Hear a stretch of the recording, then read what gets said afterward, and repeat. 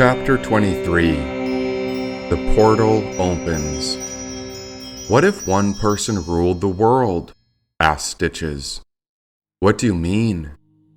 "What if one person got control of a hidden, ancient alien technology?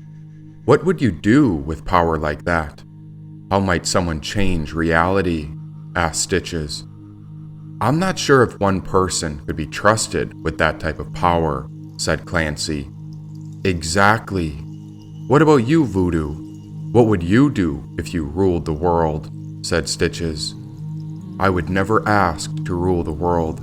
It's not what I'm after." "Then what are you after? Because I'm still trying to put your story together. I guess I want to make sure you aren't working for the deceiver," said Stitches. "I'm not. Words are hard to trust.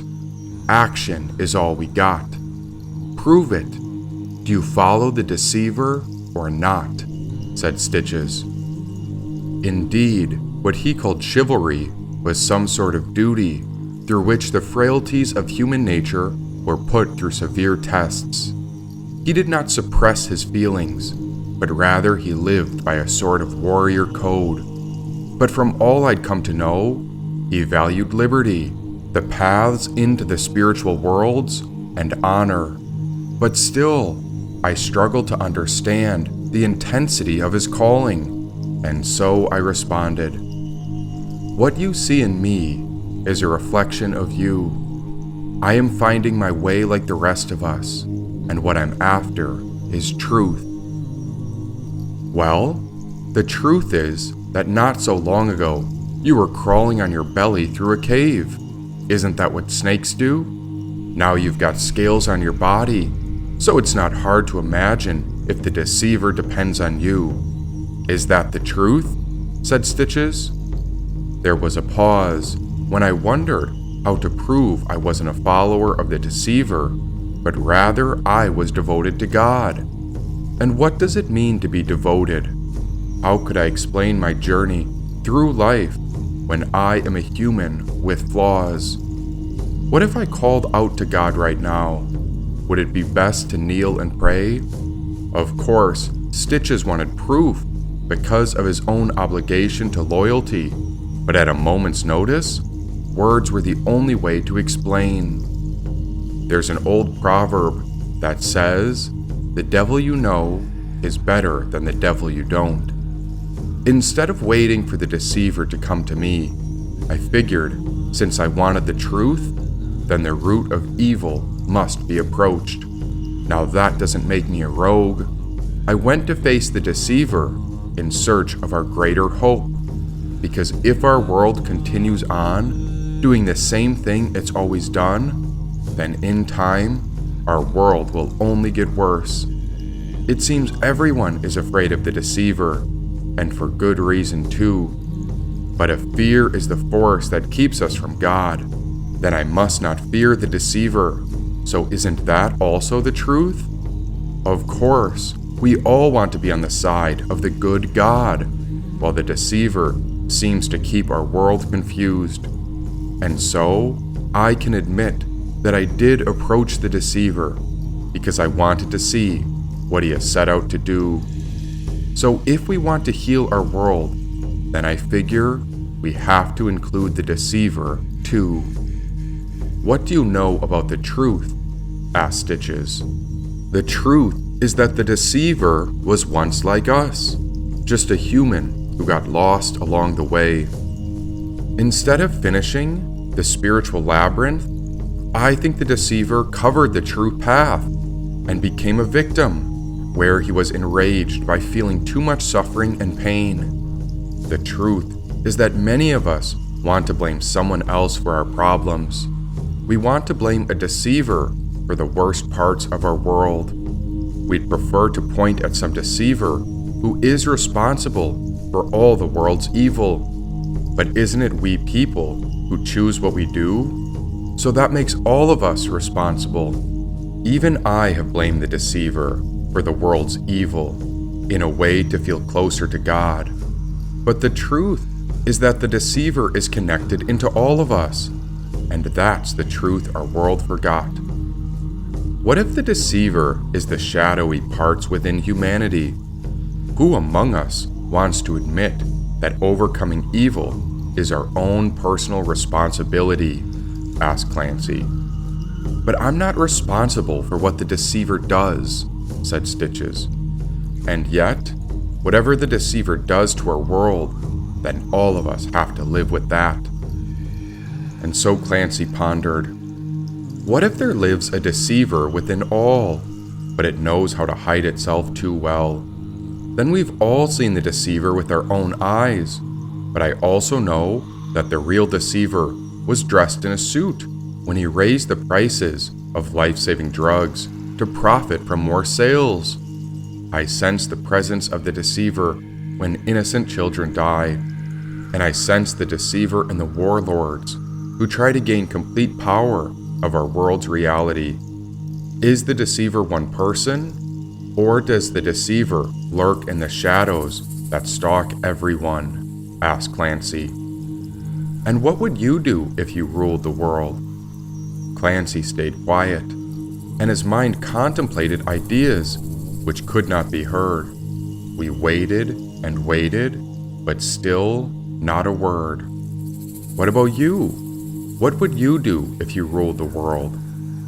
Well, if I ever got hold of a supernatural power from some ancient alien technology, I'd do something to benefit humanity. I'd help bring forth stability, harmony, and prosperity. If someone had to take responsibility to design a human world, then I'd take us beyond where we are now. Can you imagine a high-speed railway that goes across or under the world? Or what about a society that lives in the clouds? If I ruled the world, we'd be better, stronger, and happier than ever. But if I ruled the world, Stitches paused. Well, I'd want it to be more than just me, because I know I shouldn't hold all the power. We need to separate the power to those who are trustworthy. Then we'd be able to benefit from such ancient alien technology and use it for the benefit of all others accordingly. I've seen what power does to a person, and I'm not just talking about money. Power tends to reveal what is hidden deepest in a person as it exposes who we really are, said Stitches. He took the torch and began to inspect the massive door. It had been crafted for giants who must have lived long before we arrived. What if one person alone wasn't strong enough to have all the answers, but what if we could know it all if we decided to come together? And if the deceiver was like a shadow that followed every person, I don't think we could go on thinking that someone else is evil. What if we are all fighting our own inner demons? Then would that mean that within us also lives the Spirit of God? Hey Clancy. Yeah, Voodoo Brother, what's happening? He replied. You've studied the scriptures, right? He nodded, and so I continued. You know how in a lot of books, be it scriptures, parables, or even myths, sometimes they talk about realizing God, and some sages even tell us about different states of realization, or meditation and concentration. They make it seem like there's a final realization, as if there's a doorway into a higher level of absorption. Well, how come with that approach, it feels like we're chasing something? Is it even possible to reach some enlightened state that sounds like pure magic? And how come those sages don't really tell you what it's like after you reach the final gate? I mean, of course they describe some final state with words and ideas, but is there a final place where we can rest with God in union? I suppose that's why we've got religions, because if we've got maps to different planes like that, then it must mean that people have reached such a divine place. But how come we can't just get there all at once? How come we can't just put in the right work and make it happen for everyone? And what happens if someone found a secret spot on a different plane of reality? Sometimes I wonder that if someone touches a plane beyond this world, be it higher or more profound, then maybe that person wouldn't fit in this world. What do you think of that? At first there was silence. Clancy was still before he rubbed his beard. Meanwhile, Stitches continued to examine the giant alien door. You know, once a student asked, "How can we tell if someone is truly liberated?" And so the master replied, "Just as tea reveals its flavor only when placed in hot water, so too does a person reveal their essence only when life burns." What if all the paths of religion are just ways in which we are heading back home? It's good to be curious about such questions. So what would happen if someone realized the ultimate goal? But then who is that someone?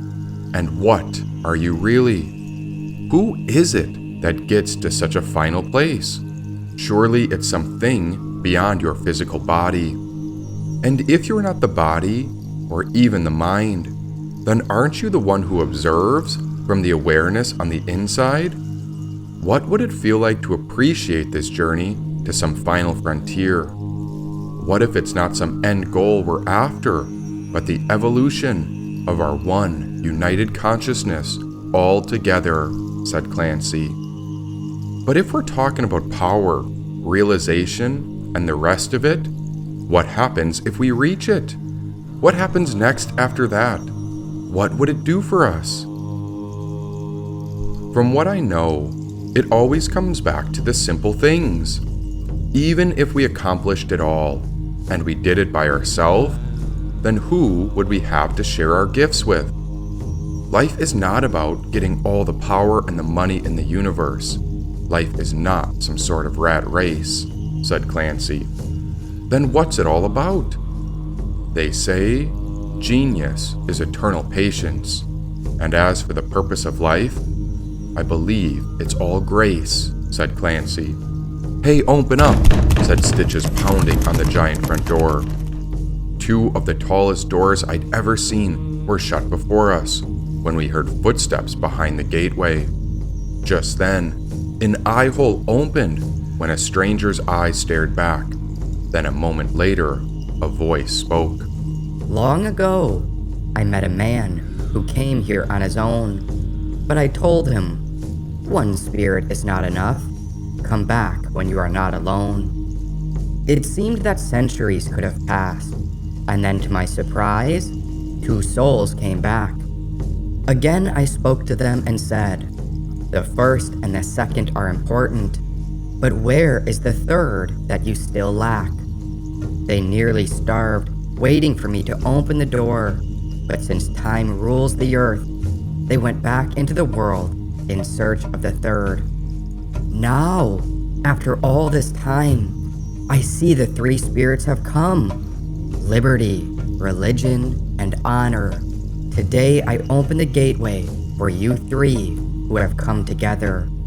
Welcome to the ancient labyrinth. You may enter, she said. The doors crept open, but no one was behind the door. The single eye disappeared as we gazed into the vast universe. We stood frozen on the border as we waited before the entry into what felt like an alien portal. What happens once we enter within? Asked Stitches. Her voice whispered through the emptiness.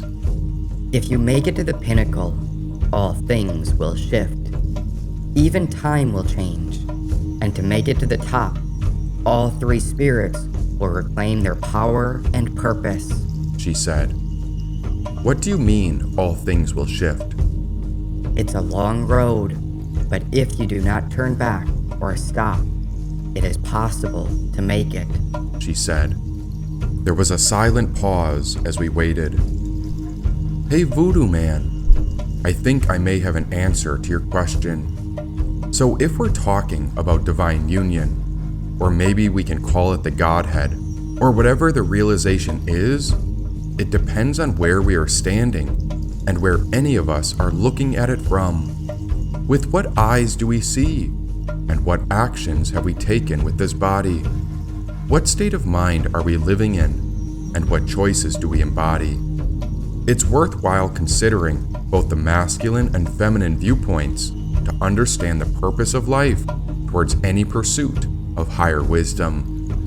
Masculine action may teach you how to fight, to protect, how to use might, or even to prosper, survive, and provide. But the feminine is a connection into the intuition. Imagine if your mother or grandmother were always listening, always assisting. Then we would recognize the feminine wisdom of gentleness and loving kindness to assist in compassion and contentment, more than striving to make superficial progress.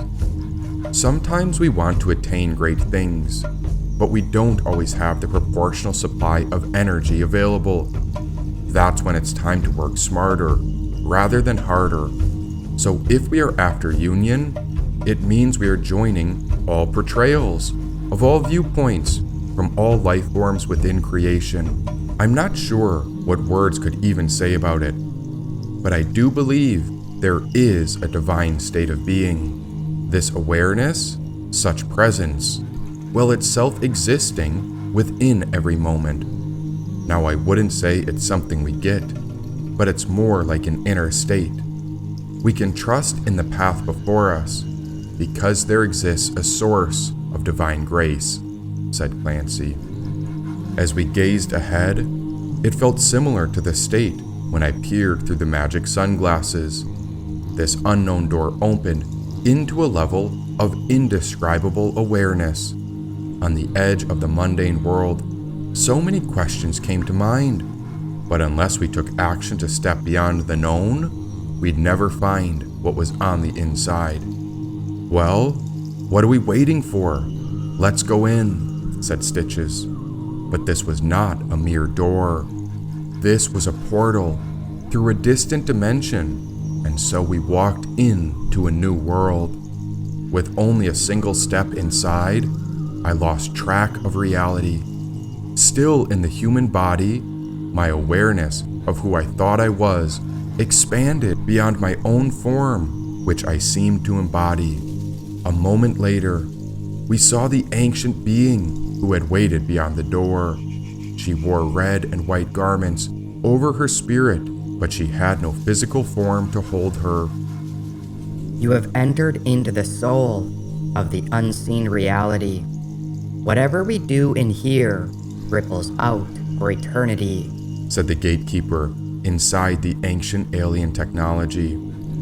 Stunned by this realm, the energy incorporated both the form and the formless, within time, yet timeless.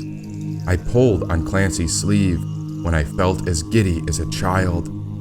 But how come we've never been taught any of this? The kids need to learn all of it. It's due to a cultural ignorance. Why do we live as if it's one against the other? We're taught the more force we use, the better. But here, in this hidden reality, all that matters is a type of balance. When it comes to this dimension, the highest goal is union, and so we must find a way to include everyone, said Clancy. I can hear the ancient whispers. I can sense the wisdom that was lost long before. Every moment I hear the voices of our ancestors, and in this timeless space, they speak of the lessons passed down by the myths and lore. There is no mortal who is a real king. Why, a king may think he alone rules over the course of life, but here we are specks of dust when it comes to the spirit that goes beyond human life, said Stitches. We walked through a hallway of glass that reflected galaxies and universes on all sides. Above and below, each was a gateway into a distant understanding, as we were astonished by such a mystical portal. If there was ever a secret treasure, then the truth may be that we should let go of our individual achievements. If we think about creation, we find that nature blooms with beauty, whether or not we notice it. That's the purpose of it, to give our expression away, without an attachment to it. Our life is a power of manifestation, and through the way of God's grace, everything we need comes to us as long as we're tuned to the proper vibration. In today's world, we live with a lot of distractions. A lot of outside influences try to grab our attention, but I believe true power comes from the focus of our awareness, and this cultivates our inner state of being. What if we pictured our greatest self by our innermost vibration? What if we surrender to our spiritual awareness? Might we have within ourselves our own portal into freedom? Maybe this path is but a reflection of what we are rediscovering, said Clancy.